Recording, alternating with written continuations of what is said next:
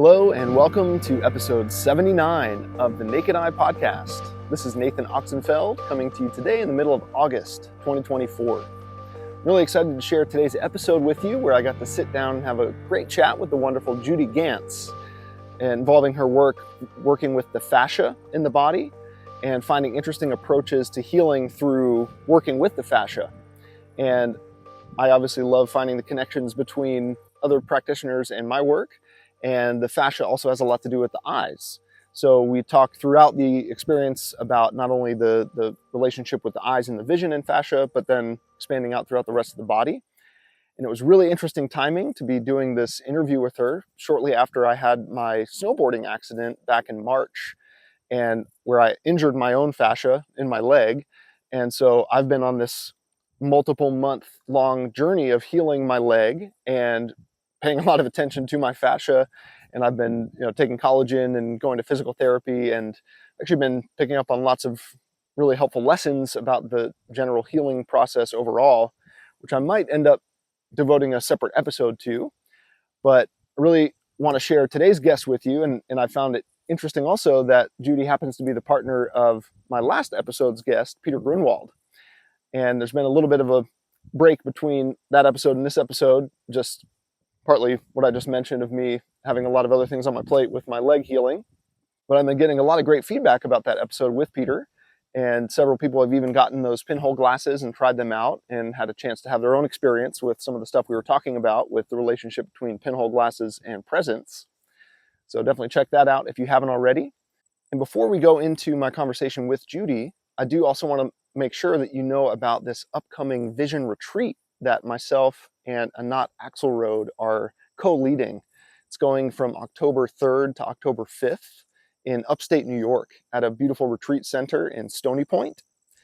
And we're going to be combining our work. So while I'm bringing some of the traditional Bates method and natural vision improvement work, she's going to be bringing in her unique conversations with the eyes approach, where we get into a relaxation state and actually get some really interesting feedback from our own eyes and our own body. And Anat is also a recent guest on the Naked Eye podcast. If you have not seen her episode yet, you can always find that in the archive, where she actually walks me through a kind of a sample session of conversations with the eyes to give you a peek into what it kind of looks like and feels like. And the reason I'm so excited about this retreat not only is to be able to collaborate with Anat in her work and to see what kind of transformations occur from that, but this is the first in-person vision retreat I'm doing since before the pandemic, since 2019, when I was still living in North Carolina, in Asheville. And so I'm really grateful I've been able to do multiple virtual retreats throughout the pandemic and during the lockdown and everything, but I'm just so excited to be able to facilitate an in-person experience, give people that full immersion into the experience, where you can really spend the whole time with your glasses off if you want. Don't have to drive, don't have to cook or clean. All the meals are provided for you. Don't have to be looking at screens. It's really going to be about morning, afternoon, evening focus on vision improvement. And sometimes in those conditions, people get some really big changes that might not come otherwise if we're trying to fit it into our busy lives. So you can find more info and the registration for that on my website, integraleyesight.com/2024retreat, or there's just a picture of it right on the homepage on the banner. We've already got a little group forming, and there is limited space. So if you are feeling called to commit to a more kind of upgrade to your vision improvement practice, definitely head to the website, check out all that information about getting signed up, or reach out if you have any questions, and I'll get back to you. So that's all for now. Really hope you enjoyed this episode with my conversation with Judy Gantz.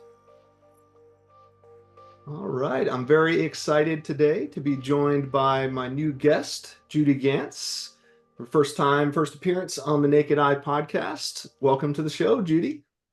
Thank you, Nathan. Thank you. Yeah, I've been looking forward to chatting with you today and seeing some of the topics that we cover today. People may have just heard a short little intro from me in the beginning, but do you want to go ahead and start off by introducing yourself and letting us know a little bit about who you are, kind of work you do, and maybe also what kind of got you into the work as well? So I might be a little bit different than some of your guests because my background is in dance, and I was a dance professor at UCLA for 23 years. And I very much have been interested in the science of movement through most of my young adult life. So I taught anatomy and kinesiology and was quite active in helping develop an understanding of how to prevent dance injuries and how to treat them. So this little science part of me has always been linked with the artistic side of me. Mm-hmm. And in my current work, I have been studying myofascial movement work from the school of Karen Gertner, who is based really in Switzerland. And her thinking has been influenced by Tom Myers, who's in New England in your area. He's up in Maine.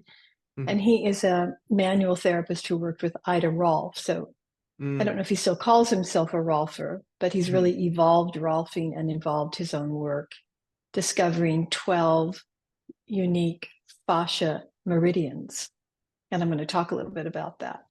So for my end, I'm hoping to give your readers maybe a fuller, more integrated or larger understanding of how vision is impacted by posture, how vision is impacted by movement, how vision is impacted by this tissue called fascia. That's my new passion at the moment. Yeah, that's awesome.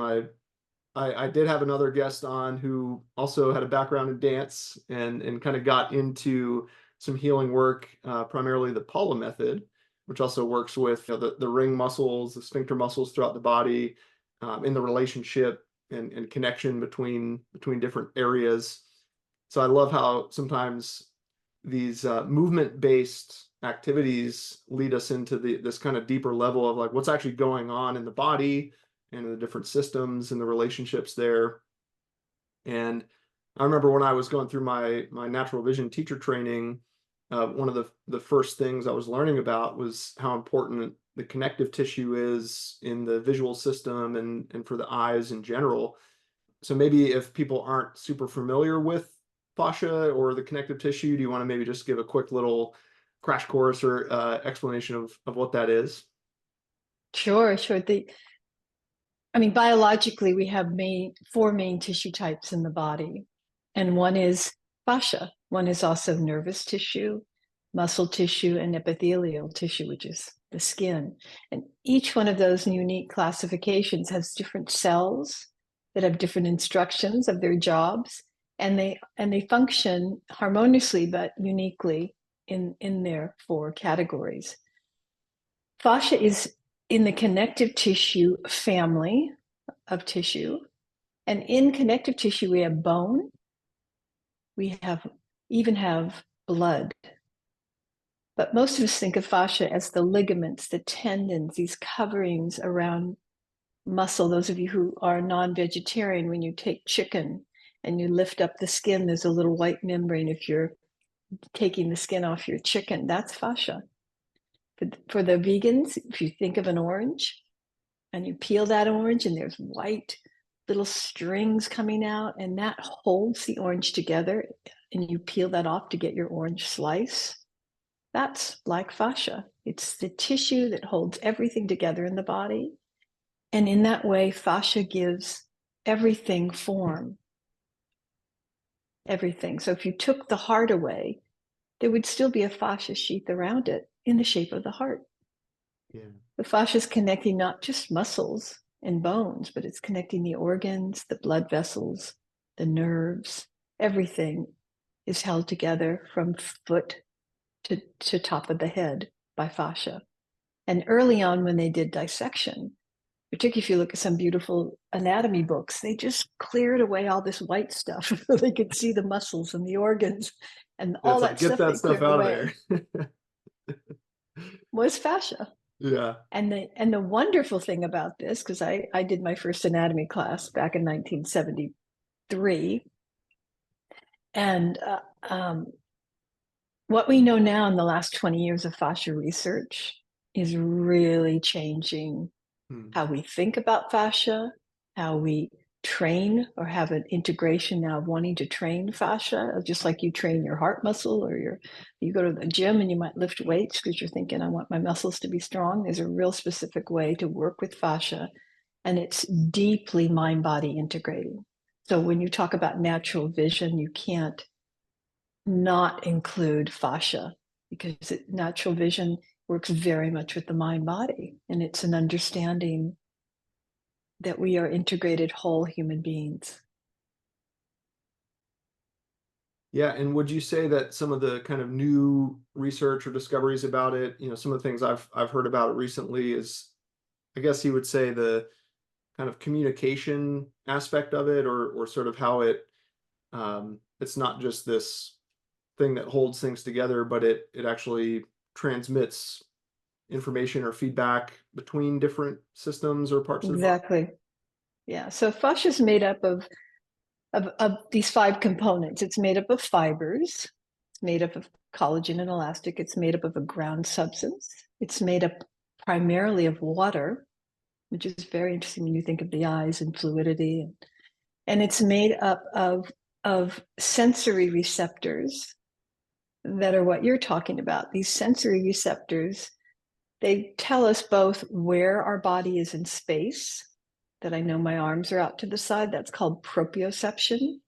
Mhm. And of course, dancers and athletes are very attuned to that, or need to be attuned to their proprioception, because they need to have accuracy. Yeah. Where they are in their environment is fed through the sensory receptors of fascia. But the other thing that fascia sensory receptors do is they tell us how we feel about the sensations we're experiencing, and that's interoception. And this is where that aspect links to the field of trauma. There's quite a lot of discussion, and I know you're aware of it, of trauma today, whether it's Bessel van der Kolk, The Body Keeps the Score, or Peter Levine, sensory or somatic experiencing. We have so much more knowledge of, and compassion, I think, available to understand how stress or trauma impacts us at the physical, emotional, and mental level.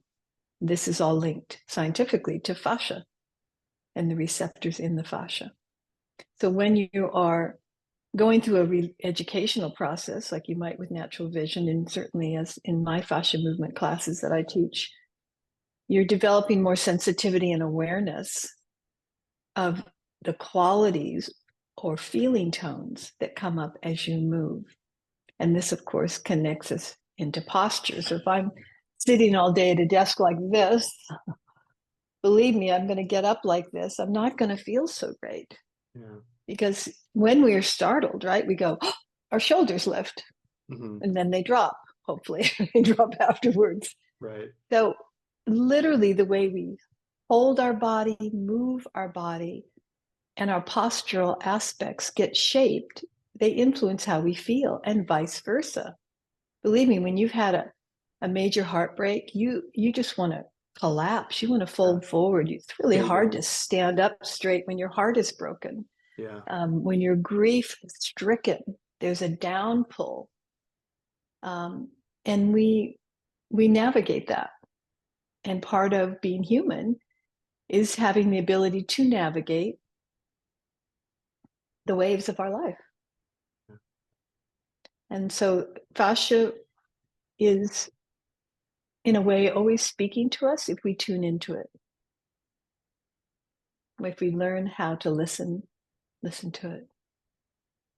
That's beautiful. And I'm glad you brought that up, because I was going to ask, like on the other end of the spectrum, what happens if the fascia is compromised, or if we are maybe more sedentary, or maybe we're not moving as much. Sometimes I hear about how it can sort of get tightened up or knotted up, or it just doesn't kind of slide or move as easily. Is that kind of like maybe what people would recognize as sort of like a symptom of either like pain or stiffness or immobility in certain instances? Fascia could be all of that. So let's take something very specific. Let's take an injury. Let's say you have an injury. At that moment that you're injured, there's a lot of aliveness going on. So it's a real, like a party, like a medical party for your body. Cells are coming alive. Things are rushing in to heal. There's activation. And there can almost be the possibility of renewal when you have an injury and you work with it. and you heal it and you bring it back. That's one situation. Then you have a situation where we all habitually take on certain non-moving patterns, like sitting at a desk. Mm-hmm. But I would say those are always tied into something mental and emotional. Yeah. So where do we check out of ourselves? Where do we go numb? Because we may just go numb in our lives out of a certain coping pattern. That will be translated into the fascia. That will be translated into the body. So the journey of being interested in being an integrated, living from a full-hearted place in life is to be open to all the experiences we have. And if we're numbed out, that's definitely a sign that we're tuned out from our fascia. And sometimes we need to numb out because we're overwhelmed. That's fine. But are we chronically there? Mm-hmm. It's like when you're sick, you need to lie in bed, but are you chronically lying in bed after you're sick? You know, if you really listen to your body, there are rhythms, aren't there? There are rhythms of, okay, I need to chill out. Okay, I'm climbing back up.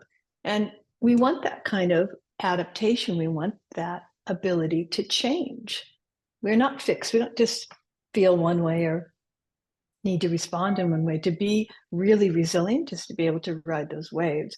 And so if you're not really being able to feel your body at all and you're numb, that could be an injury response. It's isolating for the purpose of healing. Mm-hmm.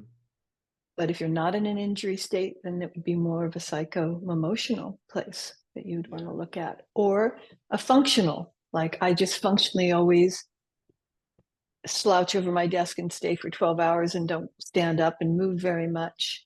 And whatever you're doing with the body, it thinks, okay, it wants me to hold that place, and it will bring in more collagen fibers and cross links to hold you in fixed postural positions if you're not moving throughout the day. It just thinks, I'm supposed to stabilize.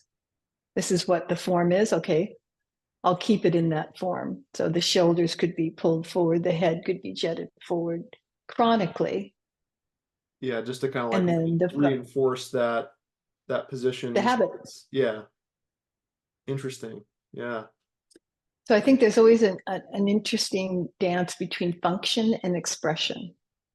Yeah. What am I doing to function at the computer? What am I doing to function as people used to do more physical work? Mm-hmm. And what's going on expressively for me? Where am I subduing my emotions? Where am I present to my emotions? Where am I subduing something that happened to me in the past? Where am I present to my life, the whole lineage of my life? Mm. So presence, that Peter Grunwald I know talks a lot about, is really a place of healing. Because to become present is to allow all those habits to suddenly take a back seat, or to be shifted, or to have a perspective. Mm-hmm.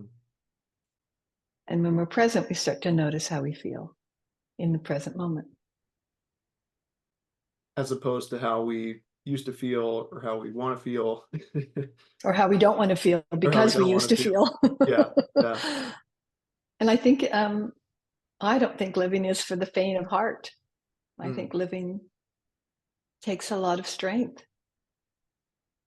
And there are a lot of rewards for it. But I don't think people should expect it to be easy. Well, you've already gotten me really, connecting a lot with what I've gone through with my eyes and my vision healing process, because I generally use that word numb to describe the state of my eyes when I came into natural vision improvement. I was pretty much completely disconnected from them after years of poking my eyeballs and putting contact lenses on them and kind of desensitizing them and looking through glasses all the time. And really, I was confused when I started the Bates method and the natural vision training, because my eyes started to kind of hurt. And I kind of asked my vision teacher, I was like, what's going on? Like, I thought this was supposed to help my eyes and help me relax and see better, but like my eyes feel worse than before. And she, in one way or another, explained that no, you're actually just finally feeling your eyes. Like you haven't been feeling them for like over a decade, and now you're actually tuning into the sensations there. And like you said about, living isn't for the faint of heart. Sometimes, we have to kind of go through that period of maybe some discomfort, or acknowledging the pain or the sensations that are pre-existing, in order to then first of all kind of accept them and work with them, and then invite some new sensations to come in. Um, and that in and of itself was, I think, a kind of a big insight for me, was that I was just either ignoring my eyes or just completely unaware of the strain that I was carrying around in them all the time. Yeah, I think it's again, function and expression. If we, as with an injury, we are bracing an area so a bone can heal. We're giving it stability so all those osteocytes can repair. But then when we take the cast off, the ankle or the knee or the hip, depending where that cast has been, will be really stiff. And you're going, oh, I got to bring back my range of motion. Yes, you do. You have to work it back, because functionally, just like glasses or contacts are doing something functionally, that there's a price you pay. Mm-hmm. Mm-hmm. Yeah. So as you bring your body back through rehab, you'll get your range of motion. It will come back. The body is resilient our whole entire life. And that's, in a sense, when I hear your story of your vision journey, is bringing back the actual potential of your eyes was a journey. Some of it was hard, some of it felt weird, some of it was, wow, this is uncomfortable, this is strange. And I would say that's when to have all the ranges, to really be alive, Yeah. to be in our full human potential.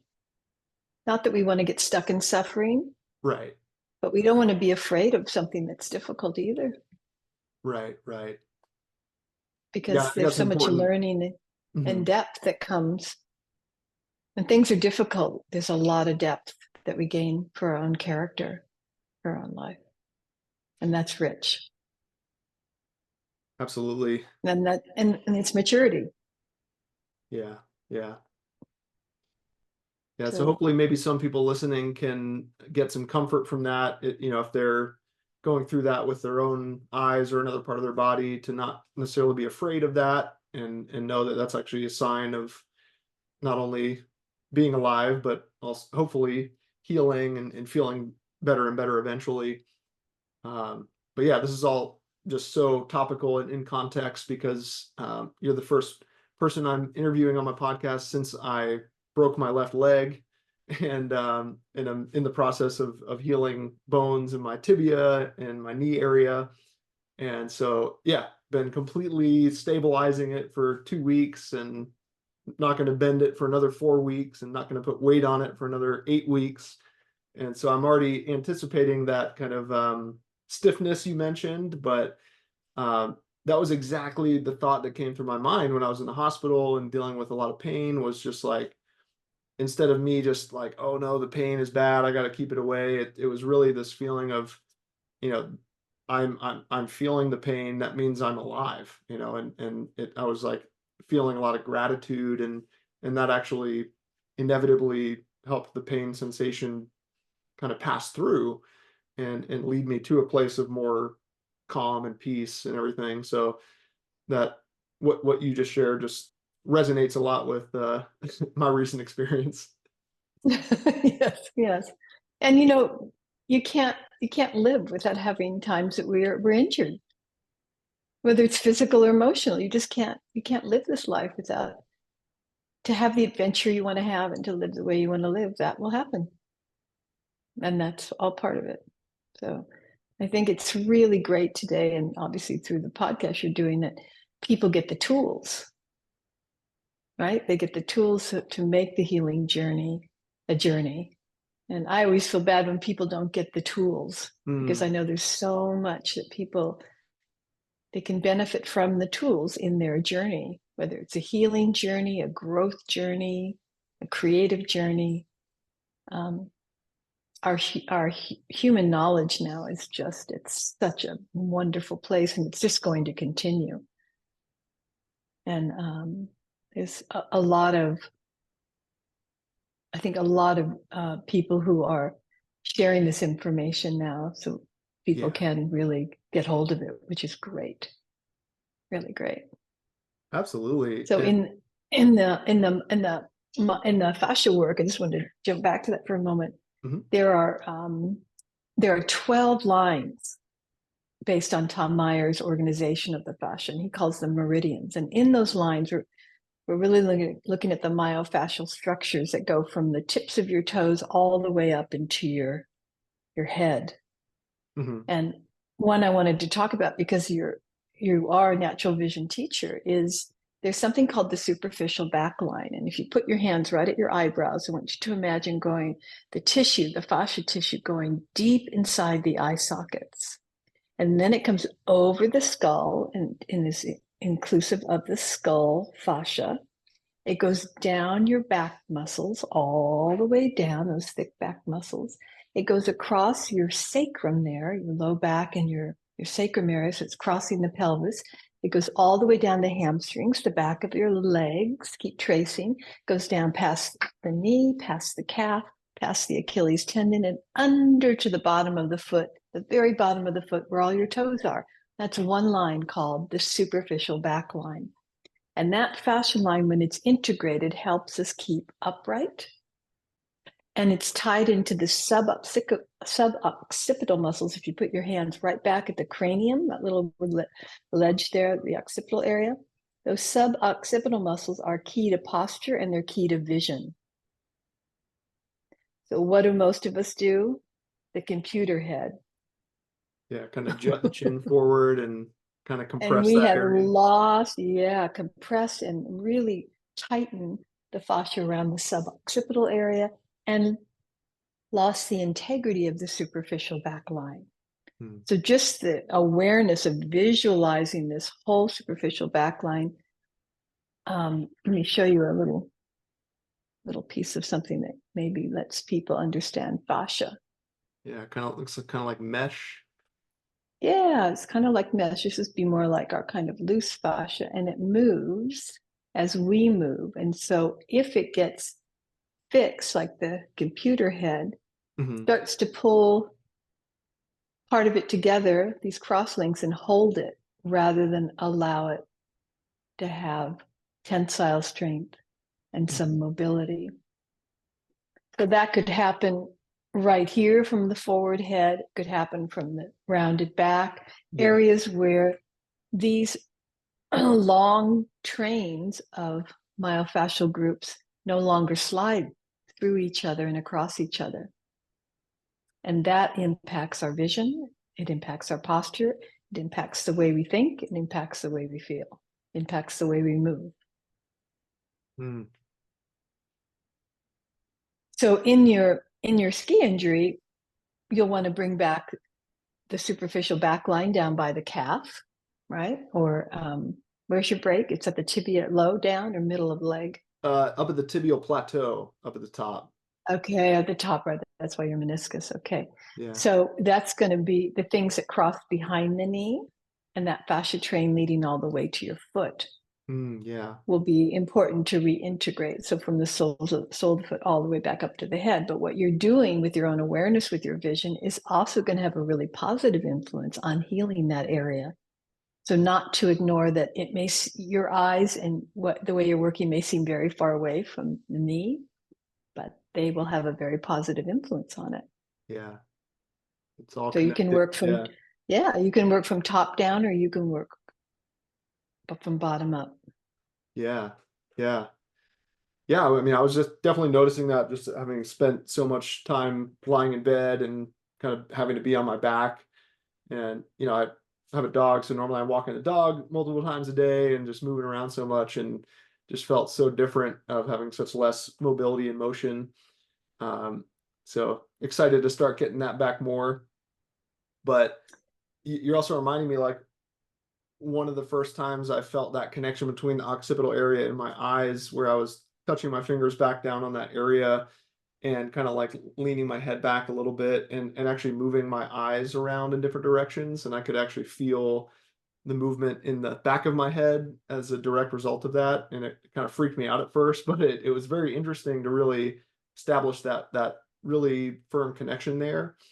Mhm. But then deeper than that, I love how you're bringing us all the way down to the toes, because that's one thing I like to get people to think about is to get thinking about their vision, not just as either an eye experience or even just as a head experience, but as a full body experience. And like, how can you actually feel your toes when you're looking at things, and how can you connect the head to the body, to the toes, and sometimes even just wiggling the toes while you're looking at an eye chart or fine print up close can sort of like release something up here, and getting people really finding these connections. So I love how you just helped us with that in that very direct way as well.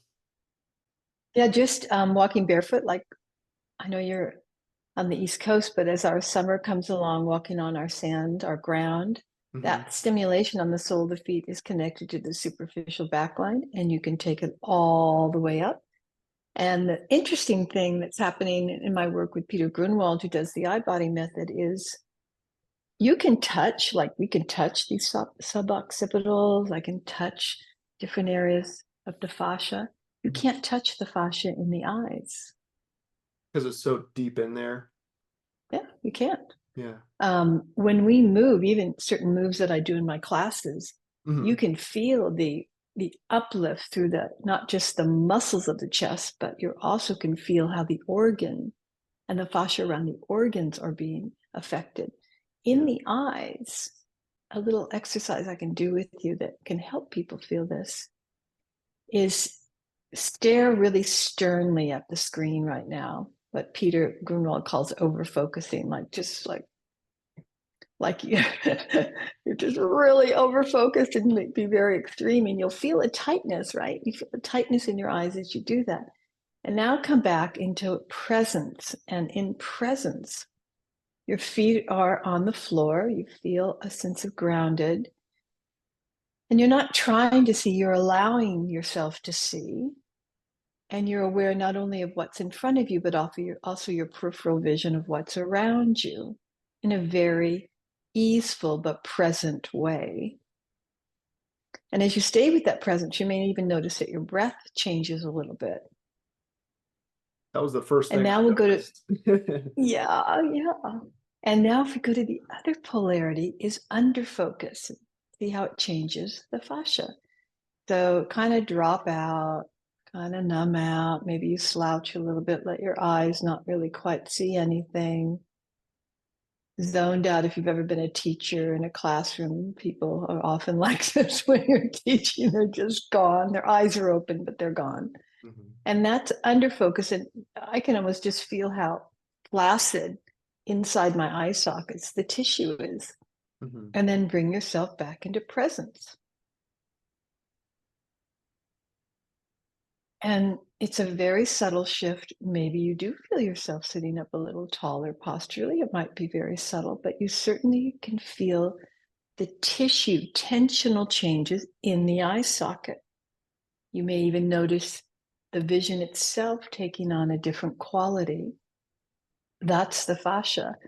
And the only way you can reach it is through your awareness. You can certainly, when you move the eyes, the myofascial structures around the dominant or large eye muscles will be moved, but you also can work with it through imagery. Through what you think about, through what you imagine. You can have a change on the tissue in that way, because we can't touch it with our hands, but we can certainly impact it with movement and with imagery. That's lovely. Yeah, I mean, both the over focusing and the under focusing, I completely lost my breath. I mean, it's just like, I feel like for the over focusing, it was a breath hold. Yep. And then for the under focusing, it was almost just like no breath. It's like almost no breath. I know. Am I breathing? Yeah. And then the presence, it was just like an immediate, rhythm came back. And kind of went from that more sort of tunnel. Over focus was like tunnel vision. Under focus was just sort of disconnection, and then the presence was, yeah, kind of the whole picture. And so as people are working with their natural vision in that way, to come into, when you have better natural vision, you're present, right? Yeah. And the whole fascia system doesn't stop at the eyes, because the eyes are just an extension of the brain. Mhm. So that fascia, there's at least 3 layers of connective tissue around the brain itself, and then going through the brain, the structures of the visual system and brain will carry all the way up to the inside crown of the head, just by what we're doing with our posture, with our thinking, with our eye movement, with our awareness. So it really is a full brain body experience. And I Yeah. think sometimes we don't, I'd love to see more people emphasizing that for children, particularly children in schools. There's so much good work that can be done taking these principles into that group of people with real simple teaching and exercises, but the awareness, and helping those children who are asked to learn have a much more positive experience with their relationship to learning in their bodies. Yeah. Yeah, full body learning. Full body learning. There you go. Yeah. Yeah, because I can certainly remember certain instances in the classroom of either being directly told or at least having some sort of pressure just in the air of having to avoid movement and kind of hold very still and kind of freeze up a little bit to kind of be the good student and not get in trouble. So yeah, if there was some middle ground there where obviously teachers don't want kids running around the room and stuff, but finding ways to allow some, more fluidity into the experience and more ease and relaxation. Well, I think we have so much work to be done in education to apply these principles that would revolutionize really what children are exposed to in a very positive way. So what is it to have some movement in the classroom versus disruptive behavior? Because just moving around shouldn't disrupt. Right. If people are loud, that can be disruptive, because then the person next to you might not be able to concentrate. But being able to move, and then having structures, maybe people have to move up and down, or can be on the floor, or can be in different locations as they're learning, and how they're brought into their bodies, will have actually a more efficient way of learning. Yeah, yeah, right. Yeah, I sometimes tell the story of when I went to university down at the beach in North Carolina, Wilmington, and I have such more vivid memories of learning when I would take my books to the beach. Usually it was like in the winter semester where the beach was empty, and I would be reading my assignments while just very slowly walking on the sand, coming back to that whole, grounding with the feet as well. And, I compare that to like going into the library, being in this little cubby, no periphery, no movement, I'm trying to cram for the exam versus, I've got my open periphery, there's waves crashing to one side, there's movement on the other side. I have this kind of like spatial relationship with, oh, I remember that part of the book because there was that house over there that I remember, or there was that seagull flying over. And yeah, it's like, without even knowing it, I was just absorbing the material in such a different way that stuck and really lasted, as opposed to like not even really being able to remember what I read for those 3 hours in the library. Right. Or learn and forget, memorize, forget. Yeah. Right. And this is the power of, I think, bringing in the kinesthetic aspect, bringing in things that in some ways seem so simple, but we're not doing it. We're not bringing that awareness. We're not integrating that. It's fabulous that you did that you would walk and do that in the winter. Yeah, I wouldn't do it in the summer. I'd probably have to avoid a lot of people. But too crowded, but yeah. But you're also getting me thinking, these things about awareness, movement, imagery. I mean, these are all kind of like baked into the original Bates method of what Dr. Bates was teaching 100 years ago.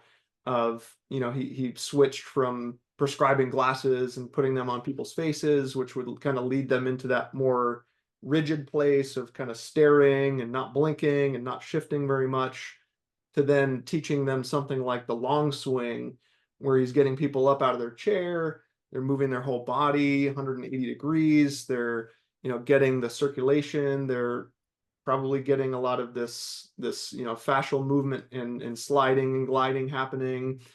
Their eyes all of a sudden aren't staring, they're scanning the room and shifting. And even if he wasn't specifically referring to what was happening in the connective tissue and the fascia, I mean, that I think is what was happening when he was getting people doing these practices.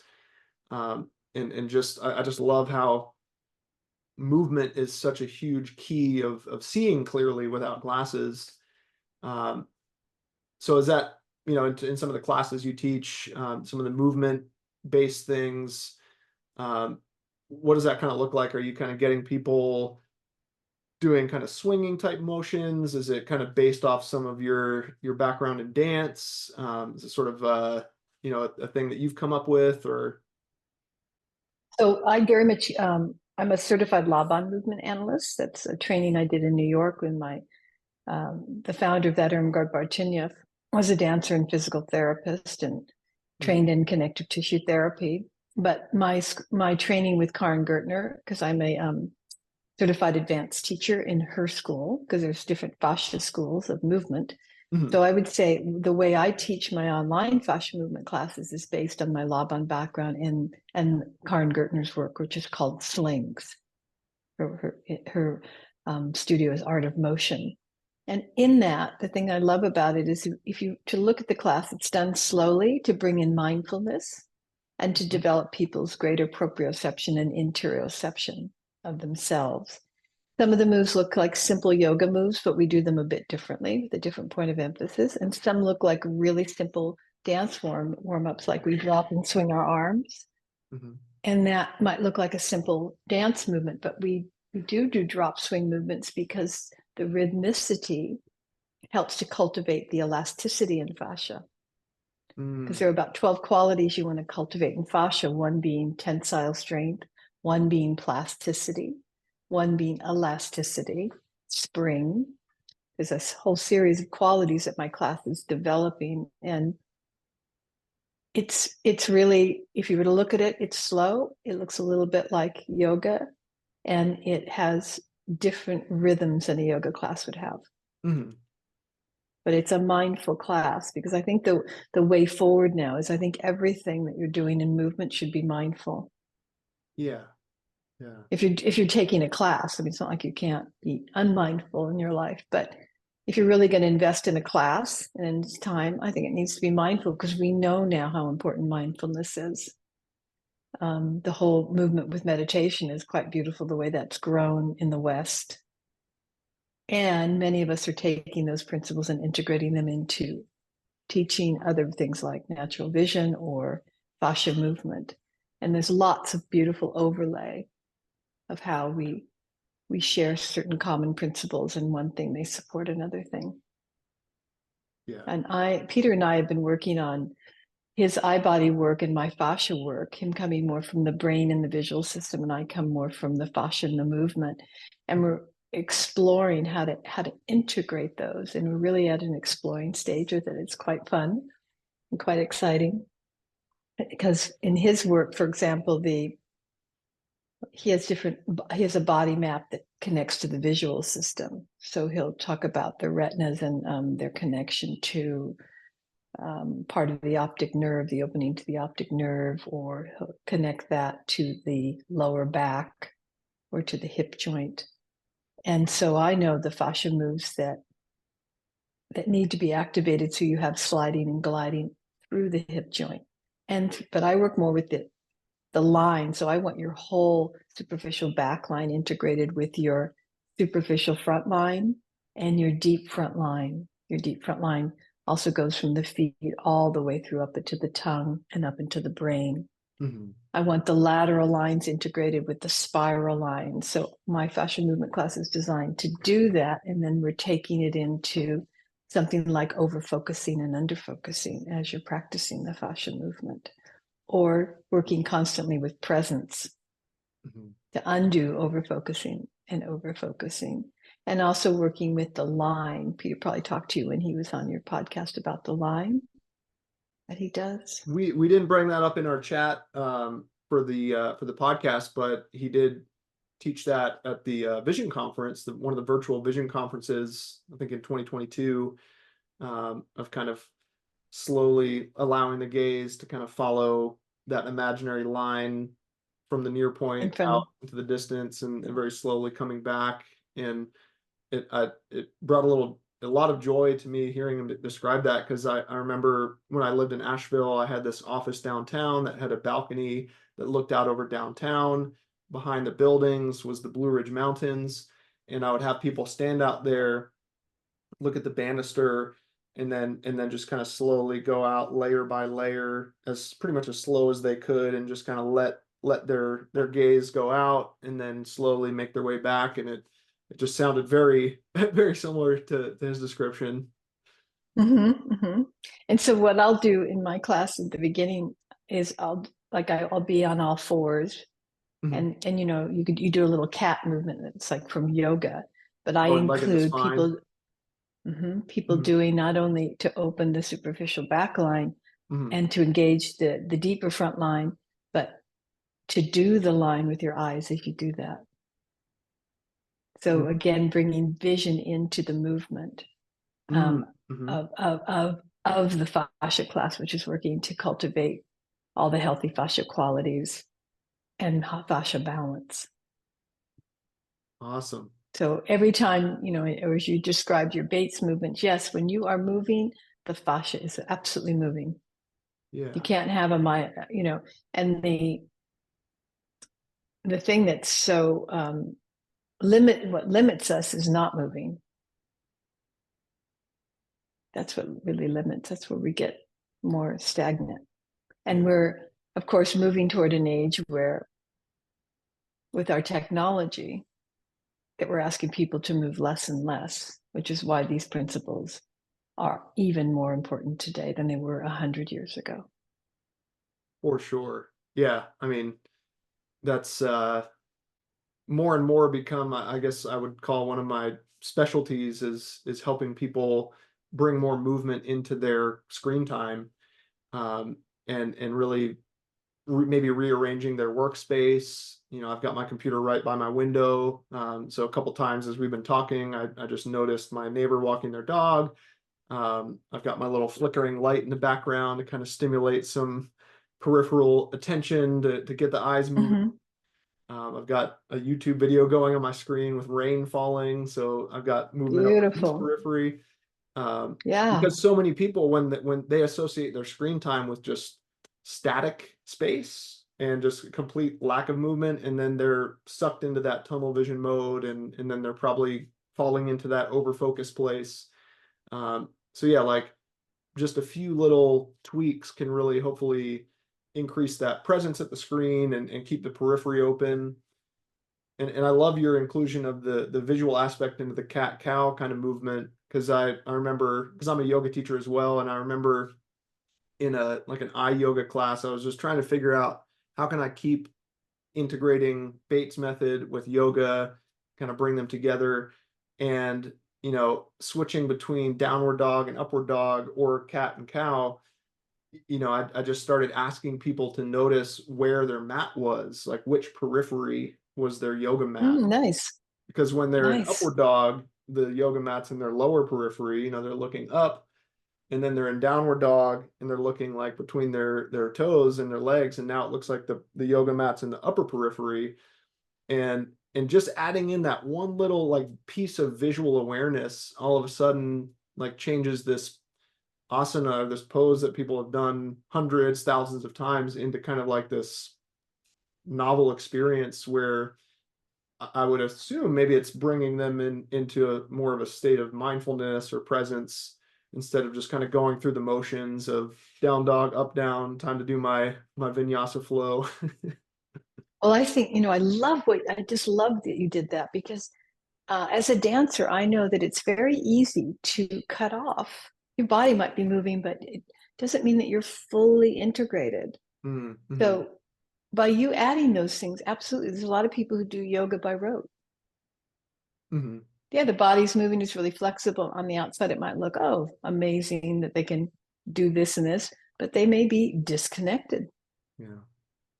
Yeah, so I think that's fabulous. In fact, if anything, we are in such an exciting time we have this technology that's pretty active and growing and is refining our life, but we also have these other practices that are deeply refining our life. So the movement things you talk about are not gross, they're refined. And it's in that refinement that we really have exciting terrain to experience, to learn, and to incorporate into our lives.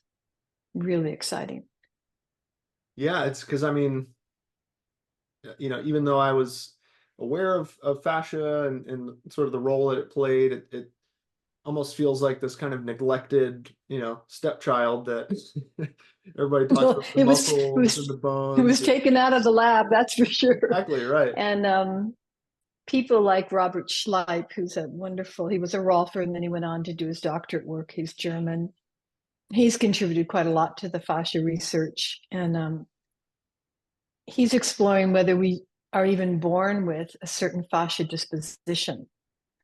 And his words are, we can be born perhaps with this Viking tissue that's pretty Viking-like and sturdy and has more rigidity. Or the other continuum is temple dancer, which has more fluidity and adaptability and flexibility. So people drawn to yoga, drawn to dance, drawn to gymnastics, ice skating, often inherently have more temple dancer type of tissue, right? All that flexibility. But then what they end up having is joint destabilization, particularly if they stop doing those activities when they get older. They don't keep up the strength that they've developed athletically. Also, temple dancer tissue can inherently more under focus, I think, because it's this kind of soft fluidity that people can under focus and check out. The Viking tissue will protect your joints a bit more, but it has more rigidity, and you can imagine that rigidity of mind. So their work is to kind of come more toward the center, as is the temple dancer, and the fascia itself begins to act differently because you're cultivating other qualities. The temple dancer needs to cultivate that tensile strength, and the Viking tissue needs to cultivate that kind of plasticity, and both need to cultivate a glide and elasticity, because you can be weak and have no glide, and you can be strong but rigid and have no glide. Yeah. So just starting to really notice what is this quality that I'm doing in my movement, and what quality of fascia is it cultivating? Elasticity, that would be spring, the swinging. Glide would be this fluidity. Plasticity is literally being able to stretch a little bit further. So if you're doing downward dog, you can really feel the stretch through your back and hamstrings. You're holding that position. You're cultivating a shape change in the fascia by holding the position. That's that plasticity change. And I'm sure with the Bates method, as you were describing, all those little things are in there as well, by the examples of things you described. Obviously, I think a lot about the eyes and their role in all of this, and the one habit that I keep coming back to is just the staring and the lack of movement of the eyes, and how that's just directly associated with refractive errors developing and blurry vision happening, and just because the eyes are just stuck. And and so any way we can figure out, how do we unstuck that and increase some more comfortable, relaxed movement and motion. I mean, that's what gives people these clear flashes, and all of a sudden their eye organs become more flexible, and they're more vibratory in the eye sockets, and they're adjusting more. And then, in my case, I think that years and years of wearing the glasses to kind of reinforce that stuckness and that staring habit just kind of made it maybe take a little bit longer for my eyes to relearn the movement patterns. But it's a process, and just like how one of the main reasons why I wanted to learn yoga was to learn how to touch my toes, because I couldn't touch my toes and I wanted to become more flexible. So like you just described, the downward dog and the plasticity, I'm sure it was more of the fascia changing than just the muscles, and so that took a while. But same thing with my eyes, it took time and practice to get the deep fascia layers to change and to form these new patterns and habits. Yes, and to cultivate, just like, like when we first go out and walk, like we're going, oh, I have no cardiovascular. If you start running, all of a sudden you think, oh, I'm so winded, but you keep running and then you build your cardiovascular system. Same with the fascia system. So that fixed eye, I come back to fascia is the biggest ingredient in fascia is water. Yeah. It's fluidity and hydration. When you are fixated, either fixated in your body not moving or in the movement of the eyes, that water is being kind of squeezed out. And what brings it back in is the motion, and the glide lets it rehydrate. So when we, even here, if I tension this muscle, if I lean to the side and really tension, I'm squeezing the water out of the fascia, squeezing it out. And then when I release that tension, the water comes back in. Exertion and recuperation. So when you might do something strenuous and then you kind of rest, or you swing up and then the momentum swings back. That's movement. This rhythmic exertion recuperation is movement. Yeah. Subtle gross movement or small movement. It's movement. And that will cultivate more hydration in the fascia, more hydration in the eyes, because the eyes are very fluid structures. The fascia around the eyes are very fluid structures. And as you said, the flickering light behind you, the water on your other screen, the looking out the window, all those create these very subtle but refined movements within the brain and the eyes that bring hydration. The hydration brings health, brings healthy fascia. And the emotional trauma, if someone's had an emotional trauma, as I said, they can often be like this. The eyes can be fixed, or over focusing is literally kind of squeezing the water out of those tissues in the brain and the eyes, out of mental habit of over focusing or trauma that hasn't been resolved. You kind of took the words out of my mouth, because I was hoping to also just briefly touch on the emotional connection once again, in terms of was actually just speaking with one of my teacher trainees, Nalini, the other day, about how with the eyes in particular, we can actually kind of develop that as a kind of protection mechanism to kind of shut down the feeling. If it is overwhelming, we can kind of go into that state as a defense mechanism, or as a way to handle a certain situation, which is kind of a neat, tactic to use if we need it. But if we get kind of chronically stuck there, or we don't become aware that that's what's happening, then maybe that can lead to some issues down the line. But that whole connection of the actually feeling, because a lot of people associate the eyes with emotions, because that's where we express ourselves, non-verbally, and we also emit tears out of them. But also this element of kind of the felt sense of the fascial, sheath around the eyes and the visual system. Are we in connection with that? Are we shutting it off or tuning it out? Is putting glasses on affecting our ability to feel the fascia, to feel the emotions there? I even had one student share with me that he also, like me, he had gotten glasses from a very young age and learned about the Bates method, took his glasses off, and immediately started getting emotional. And he shared with me it was like the first time he had actually felt certain emotions since he had put his glasses on as a little kid. And it was like this very stark, story about sort of stifling feelings and emotions by just putting these visual crutches on and not allowing the movement and the flow and the expression to come through until they're taken off, and it's given, you know, that attention and that awareness to allow that again. You're reminding me, Wilhelm Reich was really kind of out of the psychotherapeutic school.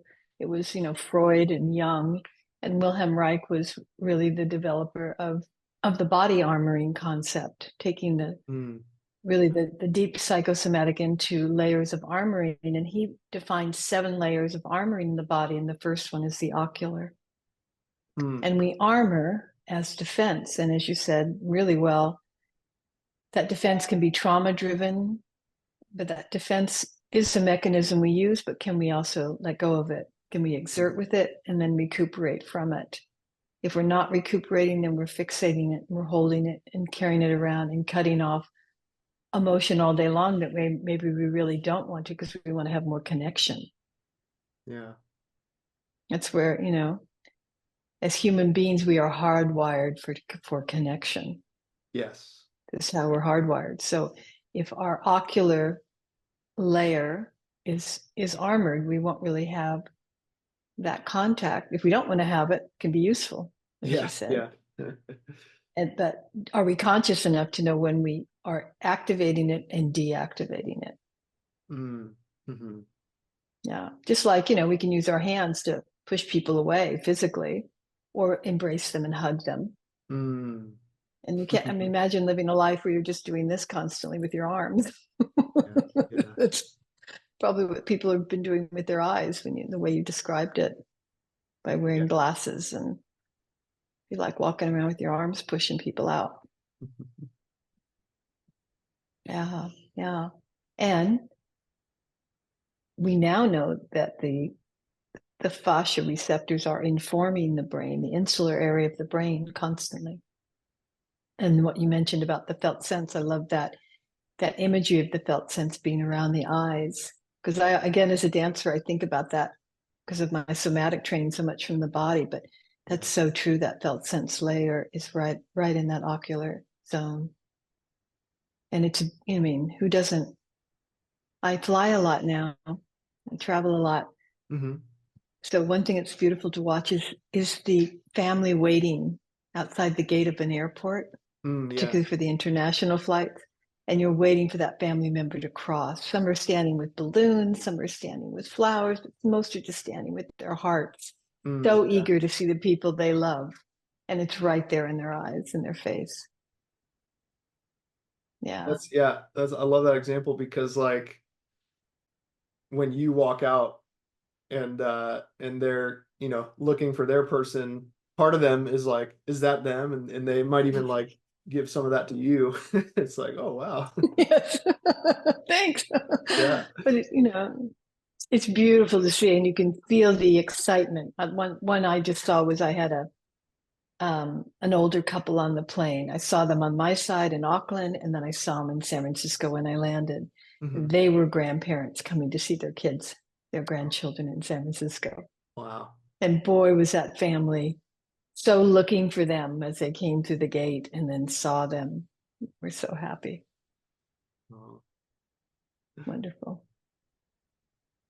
Well, Judy, this has been a very enriching discussion. I feel like we've really only scratched the surface. So I would definitely encourage people to look more into this and maybe reach out to you in some way. Do you want to maybe share a little bit about how people, if they're excited about this whole topic we've been getting into, how they can learn more about it in general, and specifically maybe with you and your work?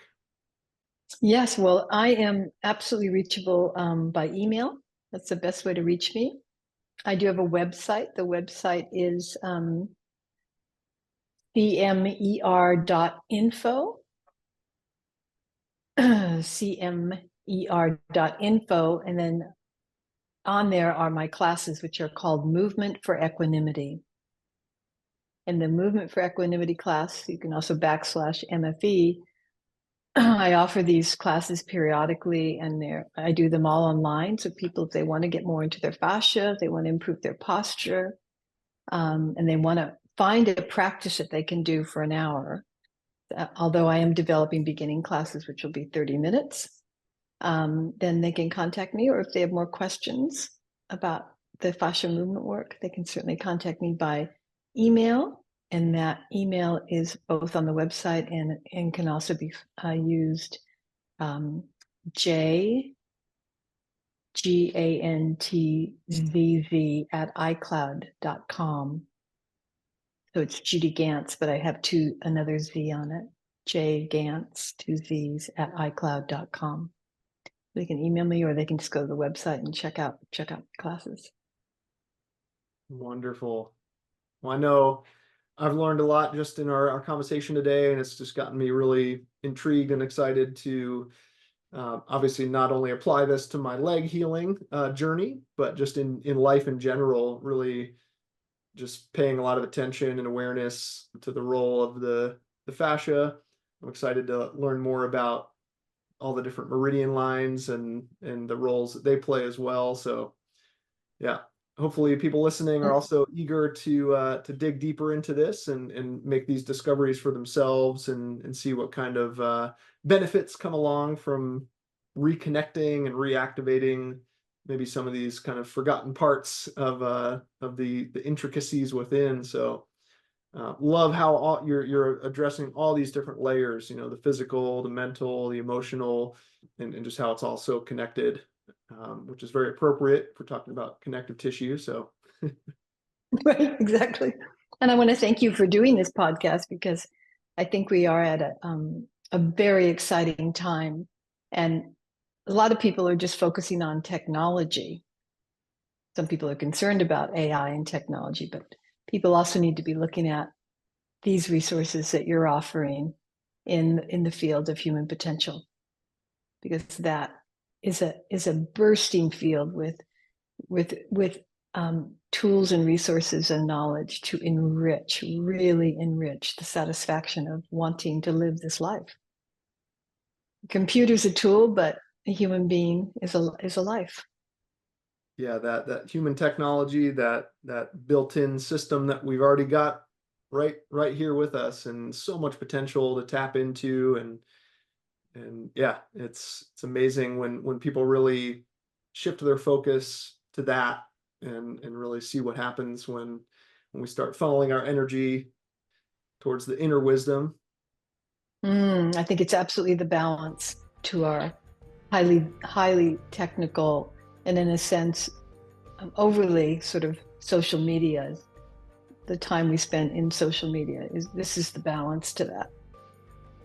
Yeah, and also having that gratitude for our technology here to connect you and I today, and to connect with the Absolutely. listeners. And yeah, it's just been so fun to do this show and kind of build a web of amazing people and create these connections and help people make certain insights about themselves and their lives. So really appreciative for you spending time digging into this amazing topic together today. Really a wonderful pleasure to meet you and speak with you today, and I'm sure we could spend more time getting into it in the future. So maybe there'll be a part 2 at some point.